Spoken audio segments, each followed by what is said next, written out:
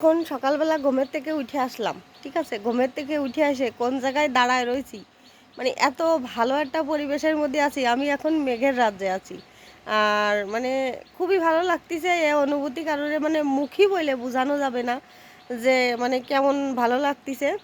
আর খুব মানে আশা ছিল যে একটু সাজেক আসবো, তা সেই আশাটা পূরণ হয়েছে। তা দেখাচ্ছি আপনাদের সামনে আমি কোন জায়গায় দাঁড়ায় আছি।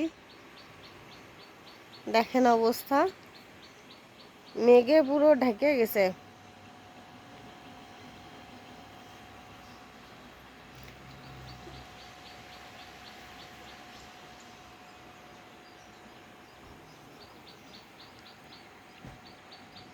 কি সুন্দর অপরূপ দৃশ্য, সবুজের মাঝে মানে সাদা মেঘ ভাসে ভাসে বেড়াচ্ছে।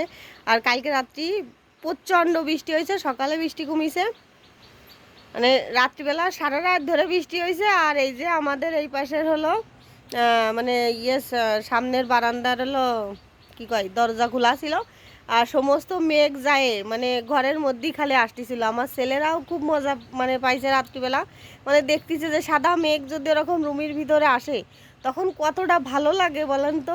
খুবই ভালো লাগিছে। তা এখন এই যে সকালবেলা উঠে তো এই যে দাঁড়ায় রয়েছি চুল বারান্দায় এসে একদম পাহাড়ের উপরে, আর দাঁড়ায় সব কিছু দেখতেছি। আর এই দেখার মধ্যে অবশ্য ঘুমাইছিলাম। আমি হলো মানে আমাদের পাশের রুমই আছে আমাদের ভাইয়া ভাবি, ভাই সকালবেলা উঠে সবাই ঘুমি থেকে দেখাতেছে যে এই জায়গায় আইছ কি করতি, ঘুমানোর জন্যই তাড়াতাড়ি উঠে দেখো সামনের পরিবেশ কি। আসলে তারা ধন্যবাদ জানানোর দরকার। দেখেন, নয়তো সত্যিই কিন্তু ঘুমাইয়ে থাকতাম, কারণ এত বড় জার্নি করে আসা মানে আসলে বাচ্চাদেরও খুব কষ্ট হয়েছে। এত বড় জার্নি তো আসলে ওরা করে না, আমিও করিনি, এই প্রথম এত বড় জার্নি আসলাম করে এই জায়গা, তা সেই তো সার্থক। আর ওই পাশে রুমি আমাদের ভাবি বসে ভিউয়ের মজা নিচ্ছে। ভাবি, কি অবস্থা, কিরাম লাগতেছে কন একটু। দেখেন মানে এরকম জায়গায় বসে থাকে, একটু চা হাতে হলে হেভি হতো, চা আনতে হবে।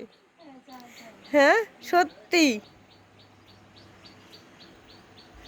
দেখছেন সবাই যার যার এই বেলকনিতে এসে দাঁড়াই রয়েছে।